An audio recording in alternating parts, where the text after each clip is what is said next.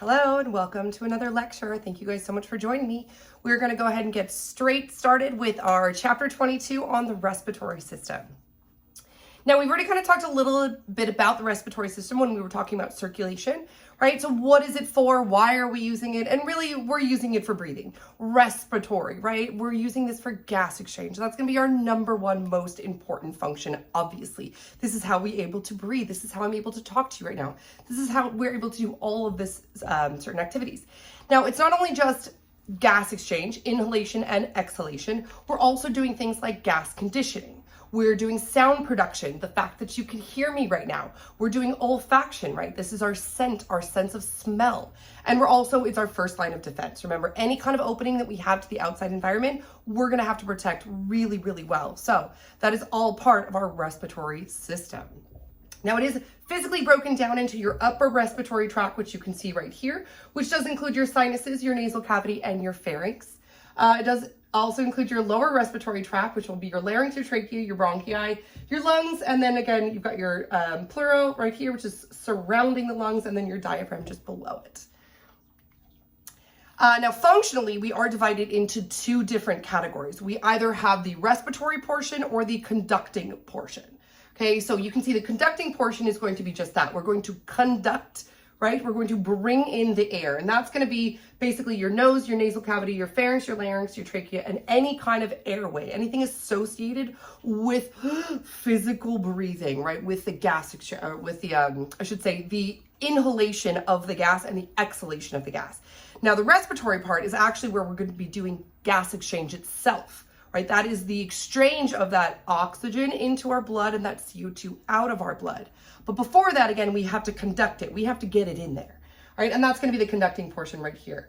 And again, that's going to include your nose, your nasal cavity, your pharynx, your larynx, your trachea, anything that's basically going up in here. Now, the gas exchange part is going to be down in here, and that's going to be your respiratory bronchi, your alveolar ducts, your alveoli, which we're going to go into all in just a second. Now, starting with the very top, we're basically going to work our way in. So starting with our paranasal sinuses, again, you've got right here, you've got our frontal sinus, you've got our sphenoidal sinuses, frontal and sphenoidal right here. Your nasal cavity does consist of your superior nasal concave, your middle nasal concave, and your inferior nasal concave, which you can see right here, that'd be this little groove, this little bump right here, this one as well. You also have your meatus, your superior meatus. This is this little depression right here, your middle meatus and your inferior meatus, all right here. This is going to help make up our nasal cavity. We've got the nostril, obviously, right here. This opening is known as the nares. We've got our hard palate, which would be the front part of your mouth, basically right there. Your soft palate as we move all the way back here. You've got your pharynx, includes your nasopharynx, your oropharynx, and your laryngopharynx, which is between your larynx and your, basically your lower pharynx. You've got your esophagus coming all the way down here and your trachea. We do want to keep those two separate, very important. Your larynx is going to include your epiglottis, your thyroid cartilage, and your cricoid cartilage. We're going to see better angles of that in just a second, but we're just going over a general overview right here. And I'm pretty sure that covers this one. All right, so let's start with our main conducting airway, the nose, right? This is pretty much the only job besides the sense of smell, our olfactory system. We are just bringing in the air, right? So this does compose of our nasal cavity, our nose, our nasal septum, which is going to divide the left and the right side of our nasal cavities. We've got the superior, middle, and inferior nasal concave, which we already talked about. It's going to be this guy right here, superior, middle, and inferior right here. This is your vestibule, basically your nasal cavity. I'm not going to stick my finger up there, but you guys know it. You guys all used to do that when you were kids, right? And then you've got your, I already mentioned the superior meatus, the middle meatus, and the inferior meatus right here, all making up your nasal cavity. Now, the hard palate I already mentioned a little bit. It's the front of your mouth. If you look at it, it's kind of got some hard ridges on it, and it is hard, right? As you move your way back, the top of your mouth, the roof of your mouth actually becomes a little softer. That's known as your soft palate. We already talked about the nasal septum, right? Septum means divide, so that's dividing the left and the right nasal cavity. Let's see. The nasal cavity is also surrounded with pseudostratified, ciliated, columnar epithelial cells with goblet cells. I know, total mouthful, but think about it. Epithelial cells, of course, because it's our epithelium, it's our top layer. It's going to be surrounded some kind of exposure to the outside environment. We do have a pseudostratified. It's not perfect. We are ciliated because we have to move things along, especially in our airways, right? If we get anything trapped up in there, have you ever heard you start coughing, right? That's right. These ciliated cells are really great for that, helping to move things along, especially if we ever get any foreign contaminants in there. Goblet cells are producing mucus, right? Very important. Have you ever had a super dry throat, a dry nasal cavity? You're like, I can't breathe, right? It's because it's meant to be lubricated, right? We need to keep that going. We need to keep that nice, soft moisture layer. It's very, very important. We're also highly vascularized, right? We need that blood flow. Kind of makes sense, right? We need these cells to, first of all, a great line of protection, right? But we also, they've got so many numerous functions, which we're going to go into in just a second. Moving on to our paranasal sinuses. Paranasal, again, both sides of our nose, essentially is what that means.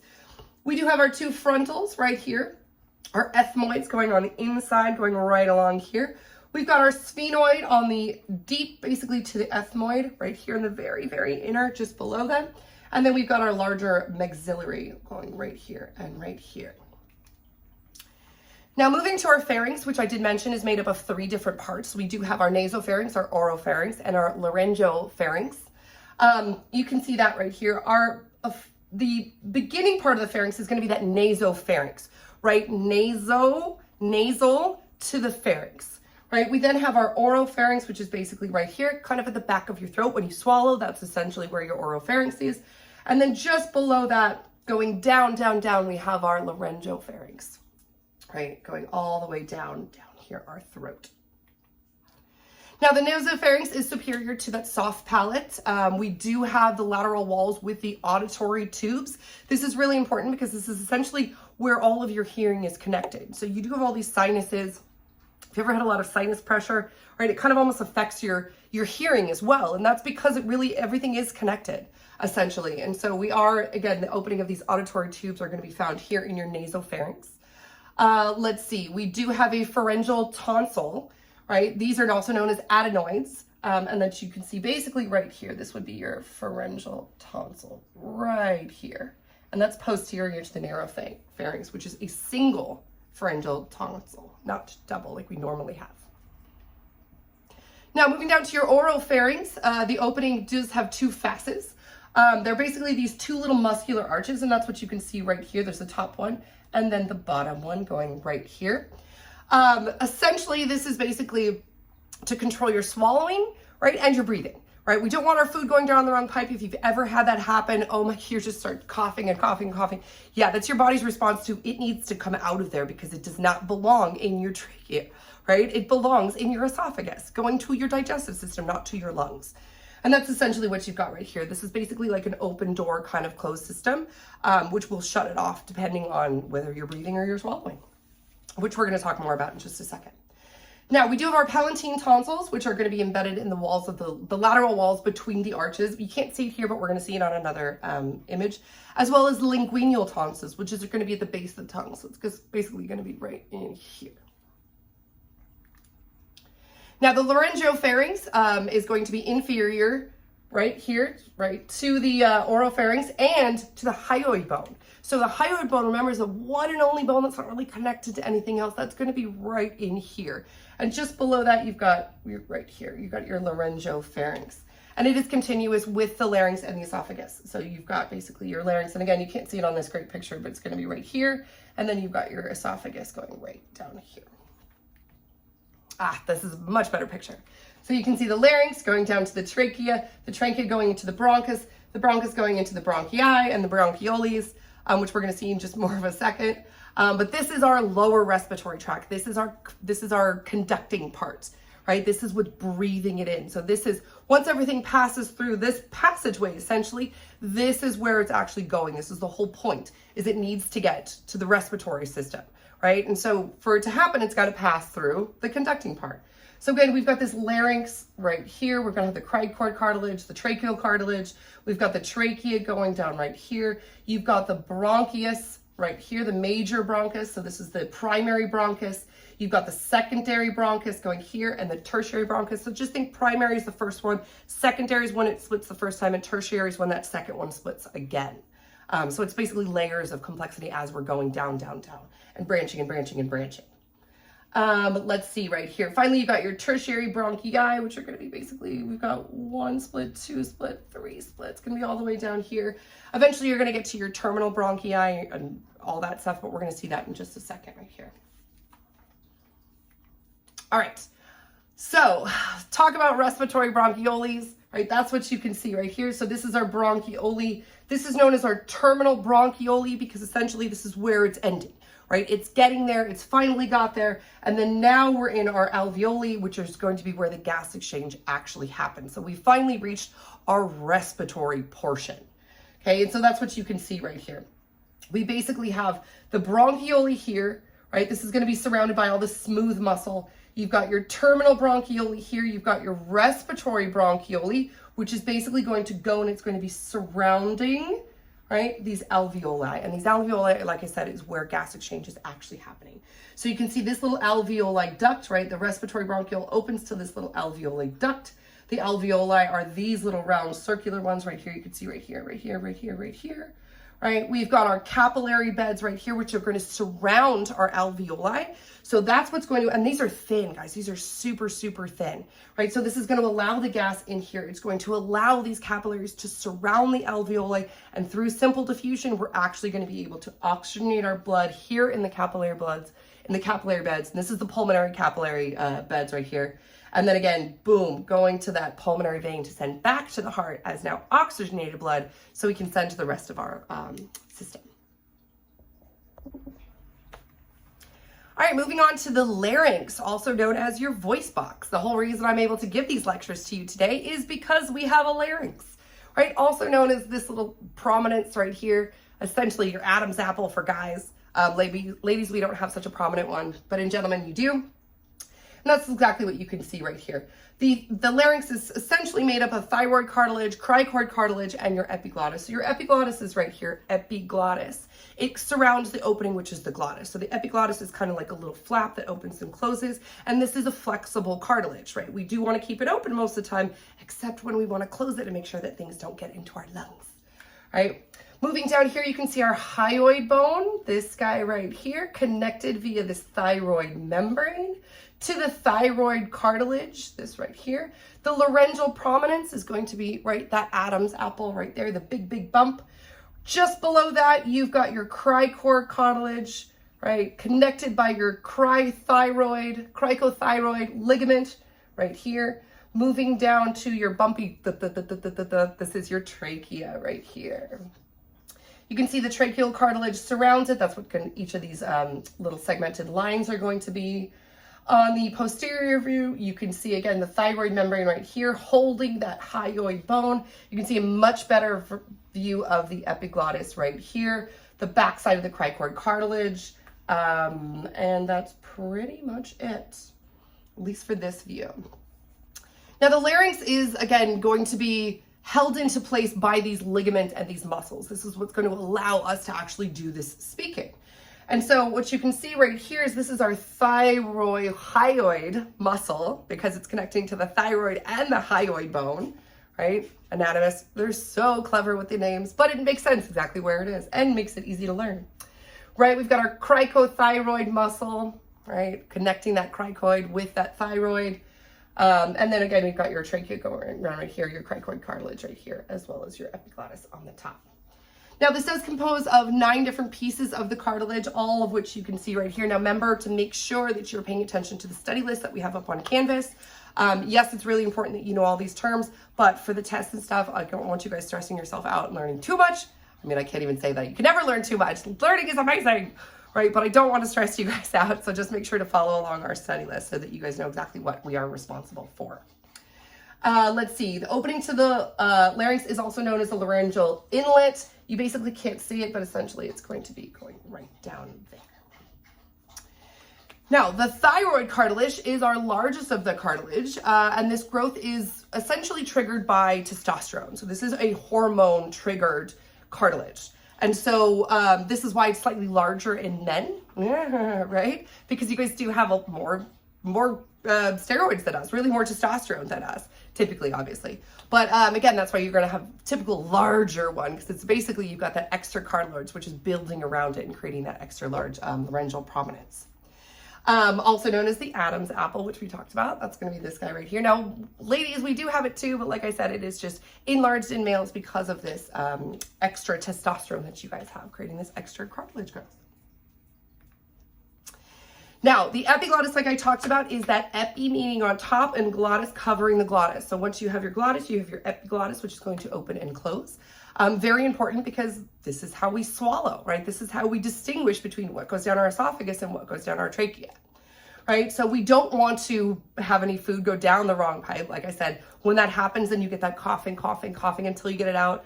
I had a piece of rice stuck there one time. I thought I was going to die just because it hurt so bad, but that's my body's response going, hey, get out of here. You don't belong in our lungs, because once it gets lower than that, there's really no way to get it out. And so that's what those ciliated cells are all helping to do. Keep it nice and moist and be able to, if needed, expel when necessary. All right, let's watch a quick little video on swallowing. Swallowing occurs in two stages, the oropharyngeal and esophageal stages. At the start of a swallow, a food bolus is voluntarily pressed by the tongue up against the roof of the mouth and backwards towards the pharynx. In response to activation of pharyngeal pressure receptors, the swallowing center in the medulla initiates reflexes that prevent food entry into respiratory passageways. The uvula contracts, which blocks the nasal passages from the pharynx. The laryngeal muscles contract, closing the glottis at the top of the trachea by tightly aligning the vocal folds. The epiglottis swings down upon the closed glottis. With all airways blocked off, respiration is temporarily inhibited. As the upper esophageal sphincter relaxes, pharyngeal contractions drive the bolus into the esophagus. The oropharyngeal stage is done and breathing resumes. During the esophageal stage, a primary wave of peristalsis initiated by the swallowing center pushes the bolus through the esophagus. As the bolus travels through the esophagus, the lower esophageal sphincter relaxes, allowing the food to enter the stomach. If the bolus is sticky and adheres to the esophagus, secondary peristaltic waves triggered by the intrinsic plexus at the point of distension completely clear the esophageal lumen to finish the swallow. All right, I hope you guys like that one, and we're going to move straight along. All right, so this is an actual version of, from a cadaver. We have our hyoid bone going along here. This is the posterior view. You've got our enlarged epiglottis right here. This would be where that thyroid membrane would be, but it's been cut away, so you can't see it right now. You've got your cricoid cartilage, this big bad boy right here. You've got your tracheal cartilage down in here. This is the glottis that I was talking about, that opening, again, usually covered by the cartilage so you can't see it. But this is what that epiglottis is essentially flapping down to cover or to allow open. Now, how do we actually use this larynx in this voice box? Well, this is actually how it happens. Essentially what we're doing is we have our vocal folds, which are going to be on the inside here of the glottis. And essentially what you're doing is you're opening them and closing them to make sounds. And so when people are talking or they're singing, again, you're opening and closing, controlling this and allowing pitch to come through. So essentially it's like if you ever played an instrument, especially a wind instrument, like when you're blowing into, say, a trumpet, you're right? You have to control the airflow through. And so that's exactly what this is doing. It's either opening and letting air through, or it's closing and it's not. And that's actually how we're getting the pitch and how we're able to make these vocal sounds. So the fact that we have these vocal cords or these true vocal folds is what allows us to actually have things like speech and sound. Now, some other animals will have similar functions, but again, they don't have the, not the diversity, but the same functionality that we do. So they don't have the diverse range that we have because our vocal folds are true vocal folds. Whereas some animals are able to make sounds, but they can't necessarily control those sounds into, say, making words or pitches or, say, song. So we talked about the glottis, how it's made of cartilage, and again, it's for that flapping, opening, and closing. But the epiglottis itself is actually made of those vocal folds and the opening, which is known as the rima glottalis. right? And that's essentially just the opening between those two vocal cords, which allow that sound or the sound to come through. And then the controlling of the open close will actually control the pitch and the sound that comes through. Now your vocal folds itself are actually made of vocal ligaments,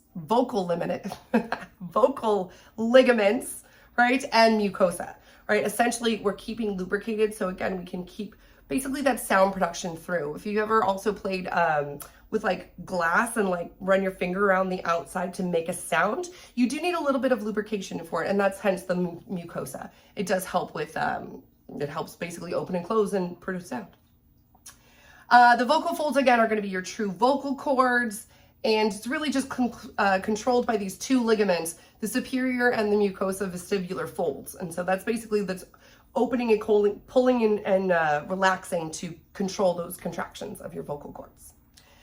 Now, when sound is actually forced through that remiglottis, it's going to vibrate the vocal cords. And again, the length, the tension, the position is all going to control our pitch.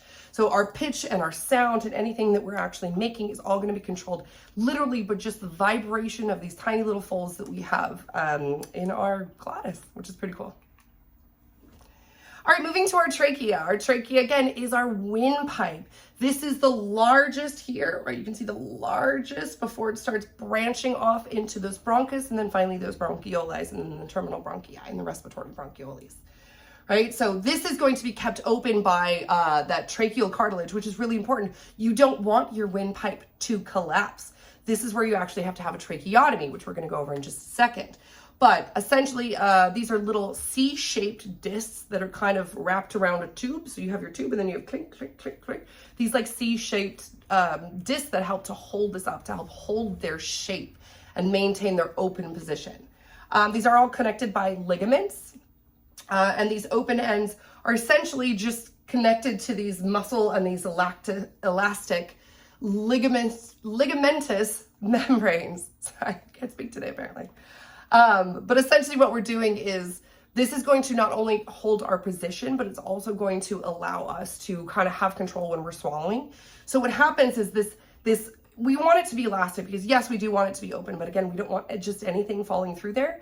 So when swallowing, this actually starts to push against the trachea, and this allows, basically it allows for you to swallow and not breathe at the same time, which is kind of important. Now, what happens during coughing is essentially the diameter constricts. So as you're coughing, it constricts the diameter, increasing the pressure of the airflow. And so that's why you get the, right? It kind of feels like it's getting a little tight, but that tightness is actually helping you to project out whatever you're trying to project out. And really that's what coughing is for. There's something in there that you need out, whether it be mucus or sinus infection, you know, the green nasty stuff, or debris, like if you've ever gotten too much dust, or when that stupid cinnamon challenge was going around and people were trying to eat a spoonful of cinnamon and coughing all over the place. Yeah, don't do that, right? This is why our foods are meant to be at least slightly moisturized, or drink water or something, because you can't just breathe in this stuff. So again, helps to decrease the diameter of your airway, and therefore increasing the airflow, the pressure of the airflow, and allowing you to project out whatever you need to get out. Now here's looking at a cross section of the trachea. We can see that it is lined with these pseudostratified ciliated columnar epithelials, which you can see right here, the pseudostratification, because they're not all the same size or shape or perfectly lined up. You can see the cilia going along here. You can see that nice thin mucus layer lining the inside of the lumen. Remember, the lumen is just in here, right here. And then you've got basically just these little goblet cells all along here, right? Secreting this mucus, secreting this mucin, which when again mixed turns into that actual mucus.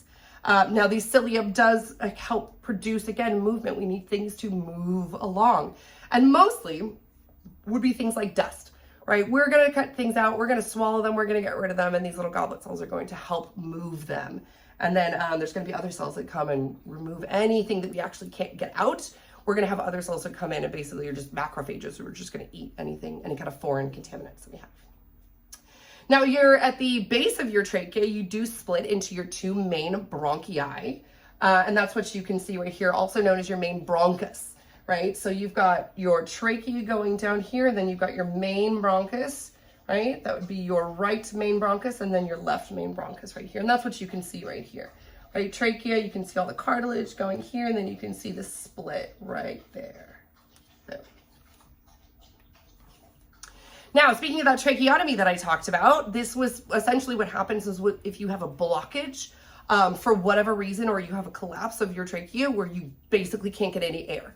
So essentially you cannot breathe anymore, and for whatever reason, you need to have a tracheotomy. So essentially what they do is they come in and they give you an incision, right along the thyroid, right, sometimes through the thyroid, which isn't necessarily great, but if you have to, because your thyroid's kind of surrounding your trachea, but if you have to get to your trachea for your airway, go through your thyroid. Right, and that's what you can see right here. We usually make an incision through the third and the fourth cartilage ring, the thyroid cartilage ring, and this is the ideal spot. So that's essentially what they do is, it's basically at the base of the throat right here, and they say to cut here to here, because then you're not really damaging anything, right? You don't want to get too close to your thyroid, but you do want to make that incision right here. And sometimes you guys have seen it in movies where they're like, he can't breathe, and they make the cut, and then they stick a straw in it, and they're like, and they can breathe again. That is a makeshift, bad, don't do it at home, kids, kind of tracheotomy, but essentially it could work because that's all this is. Essentially what you're doing is you're putting a little tracheotomy tube in there and they are attaching it. And so they actually stitch you up, but they've got this now opening from the outside. And so essentially you've just got an airway that kind of completely bypasses your mouth and this upper part right here, and then just starts right here. Not pleasant, guys. A lot of smokers sometimes have to get this. My godmother actually had to get this, and it was so rough to not only watch, but to listen to, because it's just painful, and it hurts to talk, and it hurts to breathe, and it's just all bad news, guys. So don't smoke, right? Don't smoke, kids. That's my PSA for the day. All right, moving down into the bronchiole tree. Essentially, right, we've gone from our larynx to our trachea to the main bronchus on either side, and now we are branching into these bronchioles. Including the terminal bronchiole, which is the very end. Essentially, these guys are just made of hyaline cartilage, again, to keep them nice and open, right? We don't want lung collapse. You don't want hard breathing. You don't want to struggle to take a breath. You want to be nice and easy, especially when you're sleeping. Things like sleep apnea can cause huge heart-related issues and just, body-related issues because you're struggling to breathe. So you do want nice, open, clean airways. Another reason not to smoke, kids. But that's because, again, we need this. You want the most efficient gas exchange that you possibly can. So you want those nice, clean, open airways.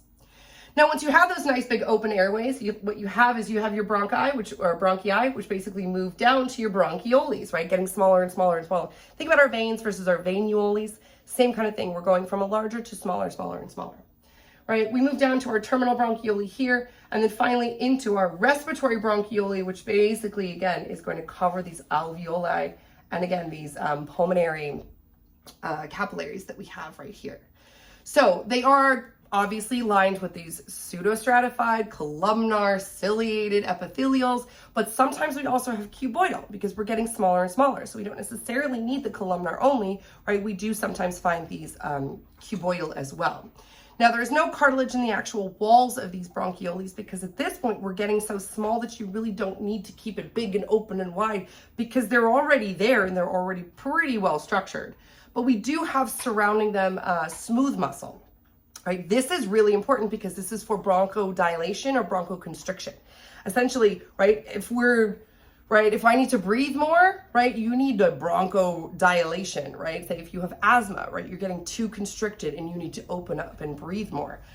Versus if you're, say, coughing, right, you might need a little bit more of that constriction. And let's see, the terminal bronchioles are the end of the conducting pathway, hence terminal means the end. So speaking of asthma, this is exactly what you can see right here. So asthma is an uncontrollable constriction of your airways. And so essentially what you have is you have this swollen submucosa, and that's what you can see right here. So normally you have this nice thin layer of submucosa. You've got this nice big lumen. You can breathe super well. But sometimes what happens, right, maybe to allergic reactions or exercise, it could be lots of different things. Well, it causes this swollen mucosa. Right, so now you're basically secreting extra mucus, right? So again, now you have fluid that you're kind of also kind of fighting against, but your lumen, your airway is so small and so much reduced compared to what it normally is. So this is again, a byproduct of this bronchial constriction is asthma. And not all bronchial constriction obviously is asthma, but specifically asthma causes bronchial constriction. And the treatment is just going to be steroids. So any kind of inhalable steroids, that's why those people have those little, right, inhalers, because what happens is those steroids trigger that antihistamine reaction, and therefore you get the reduced swelling, and therefore that allows you to breathe. Let's see. So once we keep going, we're branching, smaller bronchioles until finally we get into these alveolar ducts, right? So they're branching out to the alveolar ducts right there and then right there. Each one of these tiny ones are known as the alveoli, right? You've got your alveoli pores, which are essentially going to connect each of the alveoli to each other. So it is a big open kind of network within all these tiny little ball-looking things.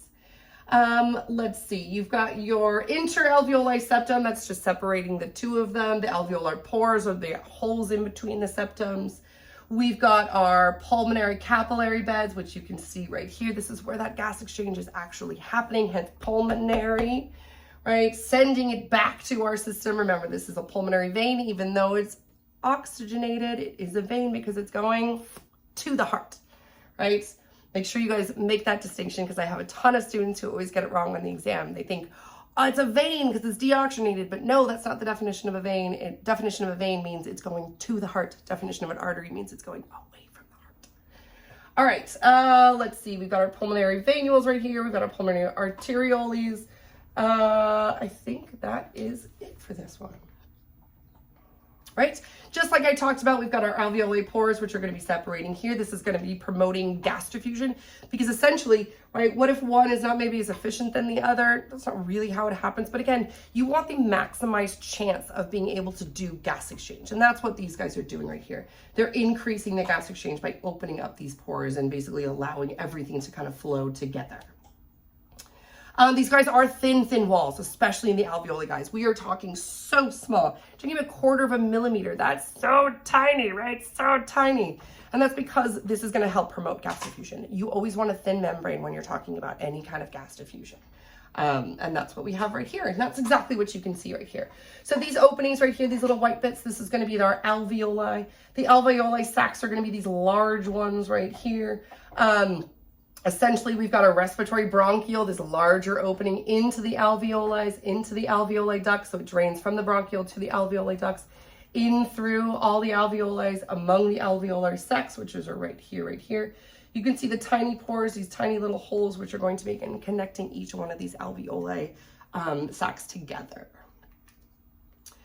Now, in between some of these alveoli cells are going to be other types of cells, which is kind of important. Remember I said, what happens if something gets into your lungs? Well, we're going to have to get it out. So we've got our type 1 alveoli cells, which is this big one right here. Those are those big circles that we've been looking at so far.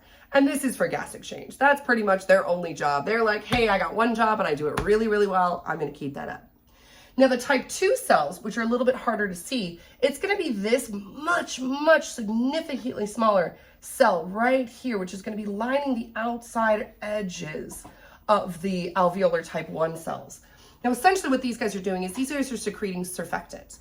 And you can kind of think of this as like a liquid that's going to reduce the tension in the fluid of the lining. And you always want a fluid medium when you're trying to do diffusion. And so that's kind of what these guys are doing, right? We're keeping it nice and moist. We're keeping it nice and diffusion possible. Like we're basically just keeping that cell functioning as proper as it possibly can. So alveolar type 1 are always going to be, again, the primary one. Alveolar type 2 are kind of like support cells to just basically keep that surfactant secreted. Now macrophages are also going to be coming around. You can't see them. Oh yeah, we got some little alveolar macrophages right here in purple. These guys, again, what happens if something gets in there? That's what these guys are for, macrophages, right? They're coming in and they're eating invading cells, foreign objects, foreign material, dust, anything that gets up in there that you don't want in there, these guys are going to take care of for you. Now, the alveoli, there are a ton of them. Guys, like a ton of them, like 400 million of them, because they are so ridiculously tiny. I'm going to go back for just a second. Look at how tiny these are, right? These are all alveoli, But it's really important to have so many of them because we need gas exchange, right? I've been talking now for however long I've been talking. I've been doing a lot of gas exchange, right? And therefore we need them. They are so small, and these oxygen molecules are tiny, and they're diffusing almost one by one into our system, and therefore not super efficient. So that's why you have to increase the numbers on it, and then you can actually increase that gas exchange that you really need. Now, the surface area of it is absolutely incredible. We have about 1,500 square feet. If you don't know what 1,500 square feet is, I can say the average apartment is probably around 600 to 800. Right? The average, like, one-bedroom apartment, anywhere from 500 to 800. Maybe if you get a big one, more like 900 square feet. Yeah, but the alveoli in your body are 1,500 square foot, so it's bigger than an entire apartment. Obviously, they are condensed and they're stacked up on each other. We don't have an apartment living inside of us. But that's just to kind of give you guys a mental image of how big that really is. All right, so like I mentioned, the type 1 alveolar cells, these are the alveoli that we have been talking about right here, right? These larger ones right here. These guys are doing the gas exchange. They're the whole purpose of the respiratory system, right? Now, there's a single layer of that simple squamous epithelial cells. Squamous, again, the squashed ones. You can see squash, squash, squash coming all the way around here. Surrounded by this basal lamina right here and right here. Now, the alveolar and the capillary walls plus the basal lamina form what's known as the respiratory membrane. And essentially all three of these are working to do gas exchange. Right? The basal level, the support level, the capillary walls, this is what's doing the actual exchange. The alveoli, it's allowing the air inside. So all of them together are working together to form that respiratory membrane. Now the type 2 cells, again, are scattered amongst the alveoli, right? Here and here and here and here, amongst the alveoli type 1 cells. These guys are cuboidal epithelial cells, tiny little cubes, and these guys are the ones secreting surfactant, like we just talked about, which is going to help reduce that surface tension amongst the alveoli. Now, the alveolar macrophages are those little bad guys that are coming in and going yum, yum, yum, yum, yum, yum, yum, eating any kind of foreign contaminant, any kind of foreign invader. These guys will remove the tiniest particle, and that's because think about if you could only do diffusion on a single layer, but you've got a single layer of dust on top of it. Even that single small layer is going to affect your diffusion, and therefore these guys are just constantly just going and sweeping up and cleaning and just eating and just going, hey, you got to get out of here.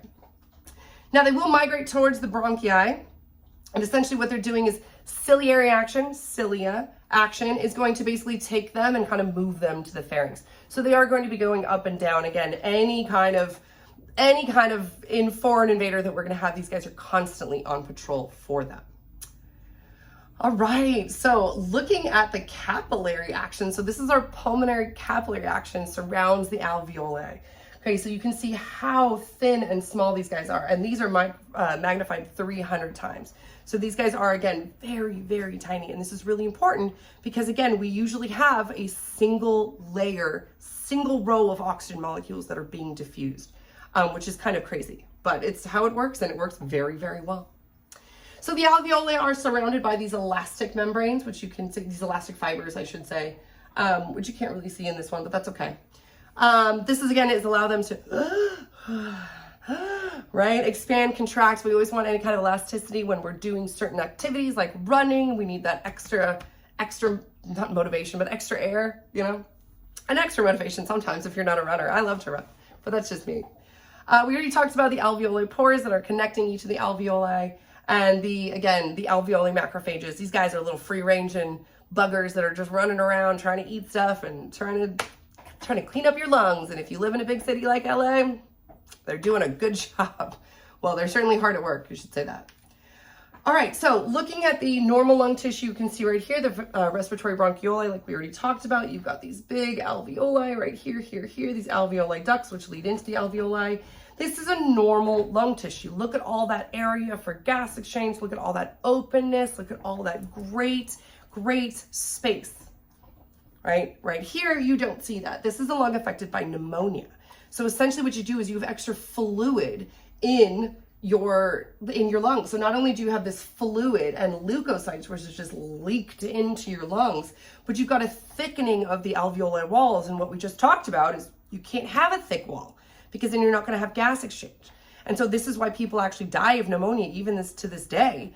It's because it's hard to kick. right? And if you can't breathe and you can't get the oxygen that you need, the rest of your body is all going to start shutting down, right? Because you're not getting oxygen to, say, your brain, to, say, your heart for sure, all right, to any other organ in your body, right? These are all really important things. And this is why pneumonia can be very scary sometimes. Now, this is a patient with one black lung and one white lung, and you might think, okay, this is the bad one, right? There may be a smoker or something. No, actually, this is the x-ray being able to penetrate all the way through. This is the one with pneumonia, which is now white and clouded and thicker, and so the x-ray can't get through. But can you imagine trying to breathe with one of these? No, essentially you would have one completely non-functioning lung. And so you're doing the work of two with only one. And so this is, again, pneumonia can be a very scary, scary thing. Speaking of scary things, sorry for my smokers out there. And I was one of them. I smoked for 10 years in my 20s. But then I quit because, one, I am a runner and I couldn't breathe. And two, it's just awful for you. So this is a nice, pink, healthy lung, nice, healthy alveoli, big and stretched out. Look at this pink and big, beautiful elasticity lungs.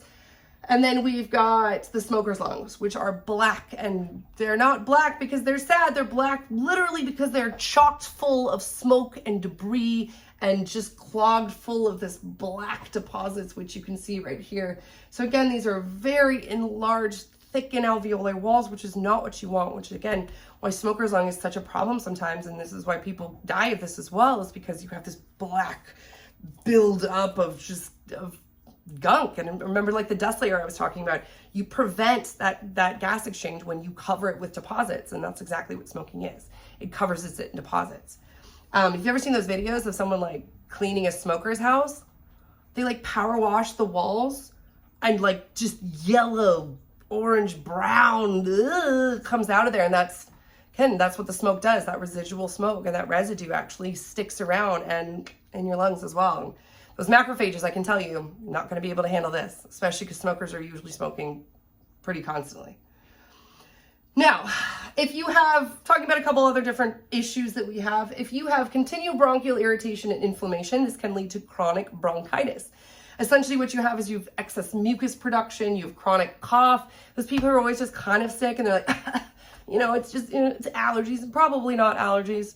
Right? It's probably something due to your airway constriction because you have this exposure to something that you're not supposed to be breathing, right? So this can lead to frequent infections. It can lead to all sorts of different things.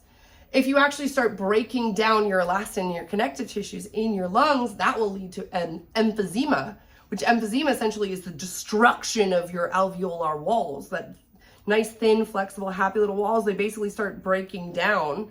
Right, and then this causes the loss of a lung elasticity, meaning you can't, so then you're working so much harder to get the same amount of breath that you would be if your lungs were elastic. And so this again causes that emphysema, which is really, really nasty stuff. So you can see a normal alveoli right here, lots of space, lots of little tiny alveoli doing good. You can see a patient with emphysema right here. Essentially, this whole network has just been destroyed, right? All those little connections, all those little passageways, all those little holes gone, right? And that's what you have right here. So yes, you can still do some gas exchange, but you're not getting the air that you should be. So every breath that you're taking is actually harder than it should be because you don't get that same gas exchange.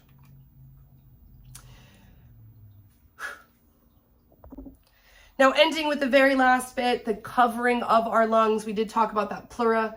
We do have that visceral pleura, which is on the outside, which you can see right here, the very outside of the lungs, right? And then you've got that parietal pleura, which is going to be inside the pleural cavity. And so that's going to be that outermost layer right here. Okay, so you can see, again, the visceral one on the inside and the parietal one on the outside. The space in between is known as the pleural cavity. The pleural cavity. And that's what you can see right in there. All right, we're gonna watch one more video on breathing and we'll be right back. The lungs, a pair of spongy organs in your chest, are the centerpiece of your respiratory system. When you inhale, air goes down the windpipe into tubes in the lungs called bronchial tubes or airways. Within the lungs, bronchial tubes branch into thousands of smaller, thinner tubes called bronchioles. These tubes end in bunches of tiny round air sacs called alveoli. Small blood vessels called capillaries run through the walls of the air sacs. When air reaches the air sacs, oxygen passes through the air sac walls into the blood in the capillaries. At the same time, carbon dioxide moves from the capillaries into the air sacs and is exhaled. This process is called gas exchange. The airways and air sacs are elastic, so when breathing in, each air sac fills up with air like a small balloon. When breathing out, the air sacs deflate and the air goes out. There are many health conditions that can cause damage to your lungs. You can take these steps to help protect your lungs from injury or disease. Quit smoking or don't start. Avoid secondhand smoke. Aim for a healthy weight. Be physically active. Avoid air pollution.